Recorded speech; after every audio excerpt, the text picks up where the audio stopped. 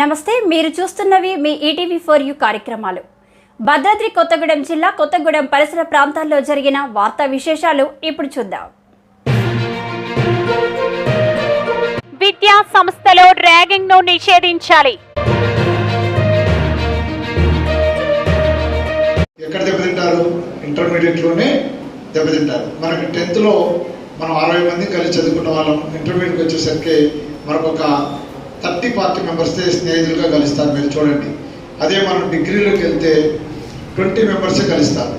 ఏదైనా ప్రొఫెషనల్ కోర్సులోకి వెళ్తే అక్కడ మనకు 10 మెంబర్స్ కలుస్తారు.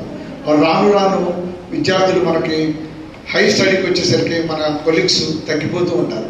అది వాళ్ళ చదువుకోకపోవడం వల్ల కానీ, లేకపోతే వాళ్ళ కుటుంబ నేపథ్యం వల్ల కానీ, కుటుంబ ఆర్థిక ఇబ్బందుల వల్ల కానీ, అనేక ఇబ్బందుల వల్ల వాళ్ళు కొంతమంది చివరి స్థాయికి, గమ్యానికి, వాళ్ళ డెస్టినేషన్కి చేరుకోలేరు.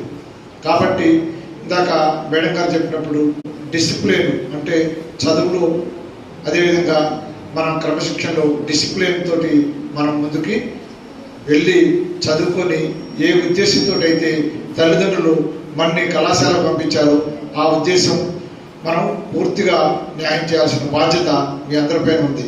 ఉందా లేదా? ఉంది. ఎందుకు? మనకి తల్లిదండ్రులు ఇక్కడ కళాశాలకు వచ్చామంటే మన అన్ని కూడా మధ్యతరగతి కుటుంబాలు, దారిద్ర్య రేఖకి దిగువన కుటుంబాలు. ఒక తండ్రి ఆటో డ్రైవర్, ఒక తండ్రి సుతార్ మేస్త్రి, ఒక తండ్రి బట్టల షాప్లో పనిచేయటం, ఒక తండ్రి ఏదన్నా ప్రైవేట్ పని చేసుకొని మన పిల్లల్ని పంపుతారు. మీరు వచ్చేంత వరకు స్కూల్ నుంచి వర్షం పడిన తర్వాత మన పిల్లలు వచ్చారా లేదా, తడిచారా, అన్నం తిన్నారా లేదా అని మన కోసం ఎవరు ఎదురు చూస్తారు? తల్లిదండ్రులే ఎదురు చూస్తారు. కాబట్టి ఆ తల్లిదండ్రుల యొక్క వాళ్ళు ఇచ్చినటువంటి స్వేచ్ఛని మీరు దుర్వినియోగం చేసుకోకూడదు. వాళ్ళు ఇచ్చినటువంటి స్వేచ్ఛని పూర్తిగా మనం చక్కటి మార్గంలో నడిపించుకోవాల్సిన బాధ్యత మనందరిపైన ఉంది. అయితే ఇప్పుడు మీకు ఇందాక చాలామంది వక్తలు చెప్పినట్టు ర్యాగింగ్ అనేది ఒక హేళన. ఫస్ట్ వెల్కమింగ్ అడ్రస్ పెడతారు జూనియర్ కాలేజీలో కానీ, లేదా ప్రొఫెషనల్ కాలేజెస్లో, law college, medical college, BEd colleges, అదేవిధంగా అనేక కాలేజీల్లో జూనియర్ విద్యార్థులు వచ్చినప్పుడు వెల్కమ్ అడ్రస్ పెట్టి పరిచయ కార్యక్రమం అని చెప్పి ఒక బోర్డు పెట్టి పరిచయం చేస్తారు. ఆ పరిచయంలో ఈ ర్యాగింగ్ అనేది ఫస్ట్ చెన్నైలో ఒక మెడికల్ కాలేజీలో ఒక విద్యార్థి పైన వాళ్ళు చేసినటువంటి భూతం వల్ల ర్యాగింగ్ యాక్ట్ 1997లో ఈ యాక్ట్ వచ్చింది.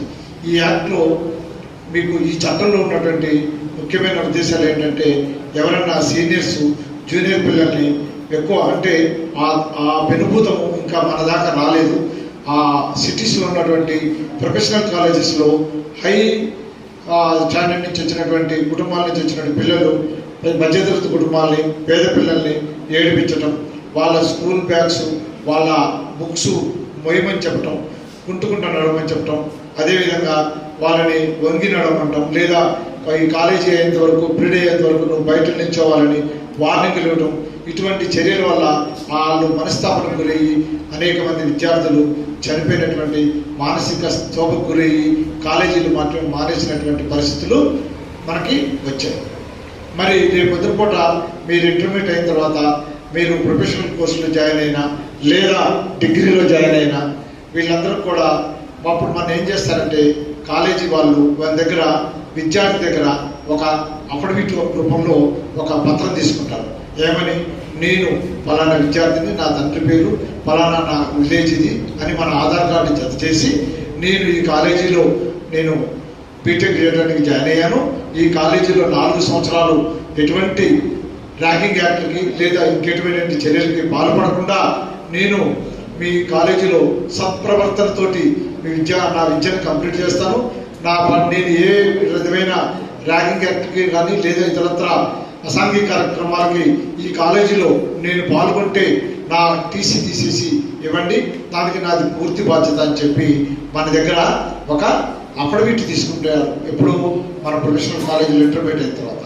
అదేవిధంగా మిమ్మల్ని జాయిన్ చేయడానికి వచ్చినటువంటి మీ తల్లిదండ్రుల దగ్గర నుంచి కూడా ఒక అఫిడవిట్ తీసుకుంటారు. అంటే స్టూడెంట్ ఒక అఫిడవిట్, అదేవిధంగా తల్లిదండ్రులు ఒక అఫిడవిట్ ఇస్తారు. ఇవన్నీ కూడా ఈ ర్యాగింగ్ కమిటీ, ఇందాక మేడం గారు చెప్పినట్టు ఆ కమిటీ వాళ్ళకి ఇస్తారు. ఈ ర్యాగింగ్ ప్రతి కాలేజీలో కమిటీ ఉంటుంది. ఆ కమిటీలో కాలేజీ ప్రిన్సిపల్ కానీ, అదేవిధంగా సీనియర్ విద్యార్థులు, జూనియర్ విద్యార్థులు, తల్లిదండ్రులు, అదేవిధంగా ప్రతి గోడల పైన ఇక్కడ ర్యాగింగ్ చేయటానికి వీల్లేదని, లేకపోతే ర్యాగింగ్ భూతం మీద చర్యలు తీసుకోబడతాయని చెప్పి చెప్తారు. అదేవిధంగా ప్రతి కాలేజీ క్యాంపస్లో సీసీ కెమెరాలు, అదేవిధంగా ప్రతి క్లాసులో కూడా సీసీ కెమెరాలు పెట్టి, అది ఇంకా ఆ సాంకేతిక డెవలప్ అయింది కాబట్టి ప్రతి ప్రిన్సిపల్ రూమ్లో అవి ఉండి ఆయన అబ్జర్వ్ చేస్తూ ఉండటానికి ఇప్పుడు అవకాశం ఉంది. ఇదివరకు గతంలో అది లేని రోజుల్లో కొద్దిగా ఇబ్బంది కలిగేది. ఏ విద్యార్థి కూడా క్యాంపస్లో స్కూలు క్లాసు మానే ఎగ్గొట్టి బయట తిరుగుతుంటే అది ప్రిన్సిపల్ గారి దృష్టిలోకి వెళ్తుంది. ఆయన పిలిపించి చర్యలు తీసుకునే అవకాశం ఉంది. కాబట్టి మనం పూర్తిగా కూడా సీసీ కెమెరా సర్వేలెన్స్లో ఉన్నాం కాబట్టి చాలా జాగ్రత్తగా, అదేవిధంగా అలానే మనకు 369 degrees లైఫ్లో కూడా చుట్టూ చూసుకుని మనం బ్రతకాల్సినటువంటి బాధ్యత భారతదేశంలో ప్రతి పౌరుడికి ఉందని చెప్పి నేను తెలియజేస్తున్నాను. మనకి ర్యాగింగ్ అనేది ఒక అటువంటి, అంటే ఎవరైనా మన హేళన చేస్తున్నా, ఎవరైనా మనని చులకనగా మాట్లాడుతున్నా, మన ఇబ్బంది పెడుతున్నా, మనకి గవర్నమెంట్ వారు ఒక టోల్ ఫ్రీ నెంబర్ ఇచ్చారు. ఆ టోల్ ఫ్రీ నెంబరు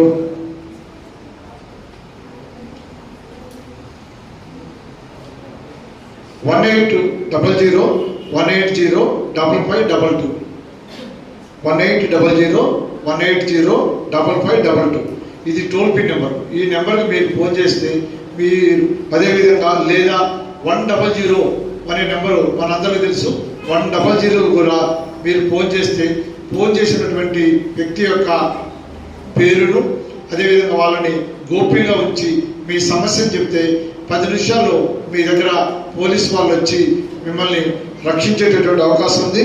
కాబట్టి ఈ ర్యాగింగ్ యాక్ట్ ప్రకారము వీళ్ళు దీనికి యూజీఎస్ యునైటెడ్ గ్రాంట్స్ కమిషన్ వాళ్ళు కొన్ని గైడ్లైన్స్ పాస్ చేశారు.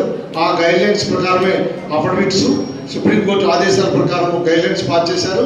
ఆ గైడ్లైన్స్ ప్రకారమే విద్యార్థి అఫిడవిట్, ప్రమాణ పత్రము, తల్లిదండ్రుల ప్రమాణ పత్రము, దానికి కమిటీలో ఎస్పీ గారు, అదేవిధంగా స్థానిక పోలీస్ అధికారులు, కాలేజీ అధికారులు వాళ్ళందరూ కూడా ఉంటారు. ఉండి విద్యార్థులు పేరెంట్స్ కమిటీలో కొంతమంది ఉండి వాళ్ళు పర్యవేక్షణలో ఆ కమిటీ నడుస్తుంది. ఎవరైతే ఈ కమిటీ నడిపించకుండా ఏ విద్యార్థి అయితే ఒక ప్రిన్సిపల్ గారి దగ్గరకు వచ్చి, అయ్యా నా పైన ఈ రకంగా ఫలానా విద్యార్థి ఇలా చేశాడని చెప్పినప్పుడు ఇమ్మీడియట్గా ప్రిన్సిపల్ గారు స్పందించకపోతే ఆ యాజమాన్యం మీద, ఆ ప్రిన్సిపల్ గారి మీద కూడా చట్ట ప్రకారం చర్య తీసుకునేటువంటి అవకాశం ఉంది. కాబట్టి మీరు ఇమ్మీడియట్గా మీకు ఏం జరిగినప్పుడు కూడా మీరు కాలేజీలో ప్రిన్సిపల్ గారికి ఇమ్మీడియట్గా తీసుకెళ్లాల్సినటువంటి బాధ్యత ఉంది. దానికి ఇందాక చెప్పినట్టు 6 నెలల దగ్గర నుంచి జీవిత ఖైదీ లేదా 7 సంవత్సరాల వరకు జరిమానా, టీసీ ఇవ్వటం, టీసీ ఇచ్చేటప్పుడు కింద రిమార్క్స్ దగ్గర వీళ్ళు ర్యాగింగ్ చేయబడటం వల్ల వీళ్ళని కాలేజీలో నుంచి తొలగించబడింది అని ఇస్తారు. ఆ టీసీ తీసుకొని మనం వేరే కాలేజీలో పోతే మనం జాయిన్ చేసుకుంటారా? ఎందుకని? ఆ రిమార్క్స్ కాలంలో అక్కడ రెడ్ ఇంక్తో రాసి ఇన్వర్టెడ్ కామర్స్ పెడతారు. కాబట్టి అంతటితో మన లైఫ్ క్లోజ్ అయింది. కాబట్టి ఎవ్వరు కూడా బంగారు భవిష్యత్తుని చేతులారా నాశనం చేసుకోవద్దని చెప్పి మీకు తెలియజేస్తున్నాం. కాబట్టి మరి ఎలా ఉండాలి అంటే, ఇందాక సార్ చెప్పినట్టు స్నేహపూర్వక వాతావరణంలో మనం కలిసిమెలిసి ఉండి చక్కగా సీనియర్స్ వాళ్ళు నేర్చుకున్న విద్యని వాళ్ళ జూనియర్స్కి నేర్పి ఆ విధంగా ముందుకెళ్ళి భవిష్యత్తులో మీరు అనేక అవరోధాలు ఎదుర్కొని చక్కగా అనేక ఉద్యోగాలు, ఇప్పుడు మేము ఇక్కడ 5 ఉన్నాం. ఒక ఎస్ఐ గారు ఉన్నారు, ఒక మహిళా ఎస్ఐ గారు ఉన్నారు, ఒక న్యాయమూర్తి ఉన్నారు, గవర్నమెంట్ చేత అపాయింట్మెంట్ సీనియర్ న్యాయవాదులు 2 ఉన్నారు, నేను న్యాయవాదులు ఉన్నా, అక్కడ అనేక మంది మీ అధ్యాపకులు లెక్చరర్స్ ఉన్నారు, అక్కడ ప్రభుత్వ ఉద్యోగులు ఉన్నారు. మేమందరం కూడా నేనైతే మాత్రం ఇదే కాలేజీలో చదువుకున్నా. మీకు తెలుసు లేదు, సార్ తెలుసు, రమేష్ గారికి. కాబట్టి మేమైతే గోరు బస్తాలో ఆ సంచిలో ఆ బుక్స్ తెచ్చుకొని ఆ బుక్స్ తీసుకొని ఒళ్ళో పెట్టుకొని బస్తా దాని కింద తీసుకొని ఈ చెట్ల కిందనే నేను చదువుకున్నాను. అది గర్వంగా చెప్పగలను. నేనేం ఏ కార్పొరేట్ కాలేజీలో నేను చదువుకోలేదు.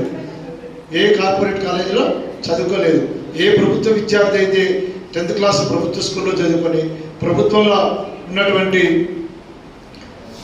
జూనియర్ కాలేజీలో చదువుకొని మినిమం 550 మార్కులు వచ్చినా కూడా గవర్నమెంట్ కార్పొరేట్ కాలేజీలో ఏసీ రూముల్లో చదువుకున్న విద్యార్థికి 970 మార్కులు వచ్చిన విద్యార్థితో సమానంగానే గర్వంగా చెప్పగలను నేను. ఎందుకంటే మీకు వాళ్ళకి ఇప్పుడు మీరు పాఠాలు చెప్పే లెక్చరర్స్కి ఏసీలు లేవు, మీకు ఏసీలు లేవు, కనీసం ఫ్యాన్లు కూడా గట్టిగా తిరిగే పరిస్థితి లేదు మనకి. అలాంటప్పుడు ఎంతో కష్టంతో మనం చదువుకొని కార్పొరేట్ కాలేజీకి ధీటుగా కూడా రిజల్ట్ వస్తున్న ఈ జూనియర్ కాలేజీ లెక్చరర్స్ని ఈ సభాముఖంగా నేను అభినందిస్తున్నాను మరోసారి. కాబట్టి